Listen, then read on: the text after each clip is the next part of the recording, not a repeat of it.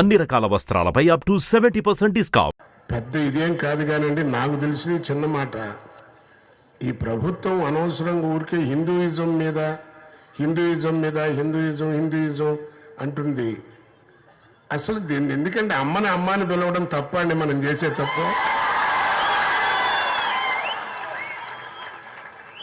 కన్న తల్లిని అమ్మ అని పిలుచుకుంటున్నాం, అంతేగాని వాళ్ళకి మళ్ళీ అమ్మని పిలవడానికి సిగ్గుపడి అమ్మలే సిగ్గుపడుతూ మమ్మీ అని పిలిపించుకునే సంస్కారం కాదు కదా.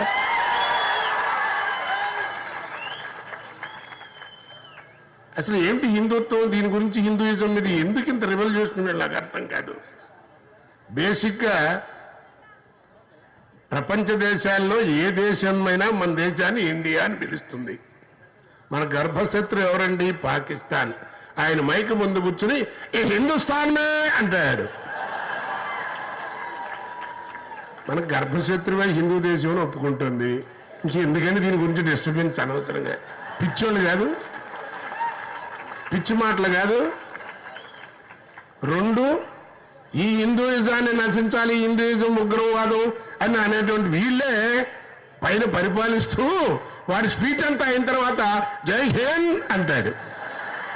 మరి అదేంటో నాకు అర్థం కాదు. మరి ఇది దేశం కాదు, హిందువులు మాట్లాడకూడదు, హిందుత్వం డామినేట్ చేసేప్పుడు మరి నువ్వెందుగా ఈ జై హింద్ అంటున్నావు? అందుకని అద్దం ముందు కూర్చుని అందంగా ఉన్నావు అనుకోవద్దు. సుమన్ టీవీలో మీ పర్సనల్ అండ్ బిజినెస్ ప్రమోషన్స్ కోసం కింది నెంబర్కి కాంటాక్ట్ చేయండి.